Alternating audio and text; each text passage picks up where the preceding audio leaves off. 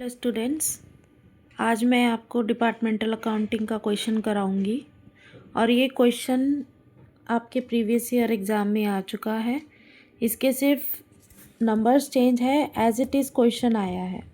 ठीक है, तो पहले क्वेश्चन समझ लेते हैं कि क्या कहता है। Vanshika limited has 3 department A, B, C.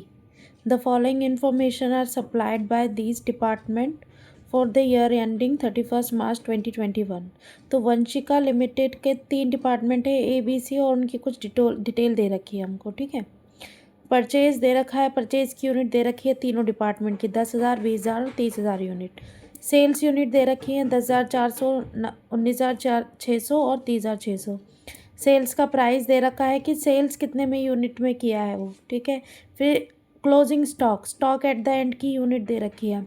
ठीक है, total purchase during the year 959 दे रखा है आपको 000। You are required to prepare departmental trading account. अब डिपार्टमेंटल ट्रेडिंग अकाउंट बनाना है आपने। ट्रेडिंग अकाउंट तो सभी ने बनाया ही है। ओपनिंग परचेज लिखते हैं, एक्सपेंसेस लिखते हैं, हमारा ग्रॉस प्रॉफिट आता है और क्रेडिट साइड पे सेल्स ऑफ क्लोजिंग स्टॉक लिखते हैं। ठीक है, assume the percentage of the gross profit on turnover is the same in each case. Her case में ग्रॉस प्रॉफिट का जो परसेंटेज है वो सेम होगा डिपार्टमेंट A, B और C तीनों डिपार्टमेंट के लिए। अब इस क्वेश्चन का सल्यूशन देखते हैं। देखिए, जब आप डिपार्टमेंटल ट्रेडिंग अकाउंट बनाएंगे तो ऑब्वियसली उसके अंदर opening stock, purchase, gross profit, sales और क्लोजिंग स्टॉक यही आइटम आने हैं। लेकिन इसके अंदर एक इम्पॉर्टेंट चीज़ है, ना तो इसमें ओपनिंग स्टॉक की वैल्यू दे रखी है, अमाउंट नहीं दे रखा है, ना परचेज का दे रखा है, सेल्स का दे रखा है सिर्फ, तो वो हमने एज इट इज़ लिख दिया। आप यही लिख सकते हो। और क्लोजिंग स्टॉक भी नहीं दे रखा है तो ग्रॉस प्रॉफिट निकलेगा ही नहीं। हमें इन सब चीज़ों के लिए opening stock, purchase, closing stock के लिए हमको वर्किंग नोट करना पड़ेगा। अभी ये तो मैंने वर्किंग नोट करके अमाउंट लिखे। अब ये वर्किंग नोट कैसे होंगे वो देखना सबसे ज़्यादा इंपॉर्टेंट है, तभी ये क्वेश्चन कंप्लीट होगा। ठीक है, तो working note very very important है, उसे सीख लोगे तो आपका डिपार्टमेंटल अकाउंटिंग ये हो जाएगा। देखिए, हमें ओपनिंग स्टॉक दे रखा है, ओपनिंग परचेज, हाँ ओपनिंग स्टॉक भी दे रखी नहीं, उसकी यूनिट भी नहीं दे रखी ओपनिंग स्टॉक की, लेकिन वो तो चाहिए। वो कैसे निकालेंगे वो मैं बताती हूँ आपको। अब परचेज की यूनिट दे रखी है, क्लोजिंग स्टॉक की यूनिट दे रखी है, इनका प्राइस नहीं दे रखा कि भाई ये कितने रुपए की एक यूनिट है। तो वो सब चीज़ें हमें फाइंड आउट करनी है वर्किंग नोट के थ्रू। तो वर्किंग नोट समझते चलिए। सबसे पहला वर्किंग नोट है calculation of departments opening stock. सबसे पहले ओपनिंग स्टॉक फाइंड आउट करेंगे। कैसे करेंगे? देखिए, अगर हम जो सेल्स है, सेल्स के अंदर क्लोजिंग स्टॉक को ऐड कर दें। समझिए, आप ट्रेडिंग अकाउंट बनाते हैं तो क्रेडिट साइड पे क्या लिखते हैं? सेल्स और क्लोजिंग स्टॉक। अगर उन दोनों को ऐड कर दिया जाए और परचेज को लेस कर दिया जाए तो ओपनिंग स्टॉक निकल जाएगा ना। रिवर्स जा रहे हैं। नॉर्मली हम क्या करते हैं? ओपनिंग प्लस परचेज माइनस करते हैं क्लोजिंग स्टॉक और सेल्स, तब हमारा क्या आ जाता है? Gross profit. अभी अपन को क्या करना है? सेल्स और क्लोजिंग स्टॉक को ऐड करके परचेज को लेस करेंगे तो ओपनिंग स्टॉक आएगा। ठीक है, इतनी बात आपको समझनी पड़ेगी। तो हमारी यूनिट सोल्ड, जो यूनिट दे रखी है हमारी सेल्स की 10,419, ये 10,400 दे रखी है सेल्स की यूनिट। ठीक है, और हमको दे रखा है, तो आपको सेल्स की यूनिट दे रखी है 10,400, 19,600 और 30,600। ये यूनिट्स दे रखी है। अब इसके अंदर हमें क्या ऐड करना है? Closing stock. क्लोजिंग स्टॉक की वैल्यू कितनी है? 800, 1200, 1400। इनको कर देंगे ऐड। अमाउंट आ जाएगा हमारा 11,200, 20,800 और 32,000 रुपये। 32,000 यूनिट, सॉरी ये सारी यूनिट है, अमाउंट में नहीं है। अब लेस कर देंगे इसमें से यूनिट परचेज। तो परचेज की यूनिट है 10,000, 20,000, 30,000। लेस करने के बाद जो भी वैल्यू आ रही है हमारे पास 1,200, 800 और 2,000, ये हमारा ओपनिंग स्टॉक की यूनिट। ठीक है, इतनी आप बात समझिए कि हम रिवर्स चल रहे हैं ट्रेडिंग में। पहले क्रेडिट साइड वाला हमें क्या क्या आइटम दे रखा है? हमें सेल्स की यूनिट दे रखी है, क्लोजिंग स्टॉक दे रखा है, परचेज की यूनिट दे रखी है। इन्हीं को ही हमें एडजस्ट करके ओपनिंग स्टॉक निकालना है। ठीक है, तो हमने इस तरीके से निकाला ट्रेडिंग अकाउंट की हेल्प से। अब ये यूनिट तो पता चल गई, लेकिन यूनिट से काम नहीं चलेगा। अभी तो हमको इसका एक यूनिट कितने की है ये भी निकालना है, पर यूनिट का प्राइस भी निकालना है। अब आगे बढ़ते हैं। देखिए, अब हमको क्या करना है? Calculation of percentage of gross profit on the turnover. देखिए, कोई भी चीज़ अगर आप सेल कर रहे हैं यहाँ सेल की यूनिट तो दे रखी है 21,000, 20,000, 21 रुपये, 22 रुपये और 24 रुपये, लेकिन कॉस्ट की यूनिट का प्राइस नहीं दे रखा है, मतलब इसके अंदर भी प्रॉफिट ऐड हो रखा है। अब देखिए उस प्रॉफिट को कैसे निकालेंगे। सबसे पहले आपको क्या करना है, क्योंकि हमें ग्रॉस प्रॉफिट का परसेंटेज निकालना है इस वर्किंग नोट में। क्या निकालना है? ग्रॉस प्रॉफिट का परसेंटेज। कैसे निकलता है वो?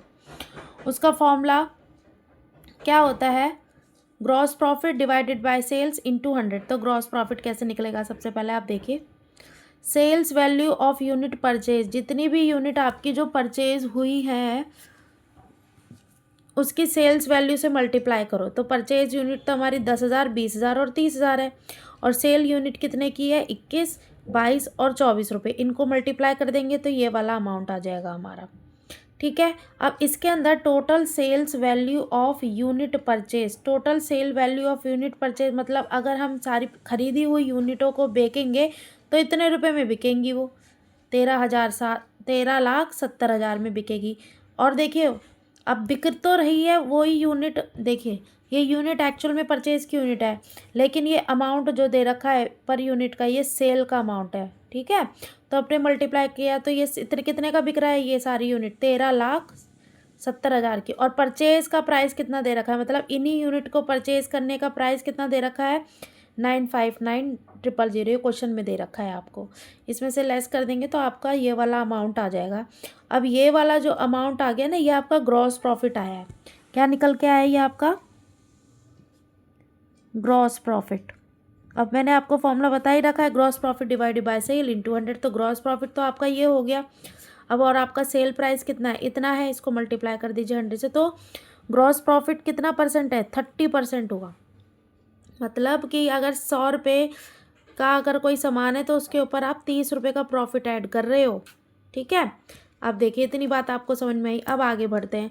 आगे अब हम निकालेंगे अपना पर यूनिट का हिसाब निकालेंगे कि भाई एक यूनिट कितने की है। हमें तो एक यूनिट का हिसाब चाहिए ना, तभी हमारा काम बनेगा, तभी हम ओपनिंग स्टॉक में दिखा सकते हैं उसको कि भाई कितने रुपए की ओपनिंग स्टॉक है। हम सेल का प्राइस थोड़ा ना दिखा देंगे 21, 22 और 24 रुपये, हमें पर यूनिट का दिखाना है। देखिए कैसे निकालेंगे। सेल्स प्राइस पर यूनिट कितनी है वो हमें पता है, कितनी है? 21 रुपये, 22 रुपये, 24 रुपये। ध्यान से समझते जाइए।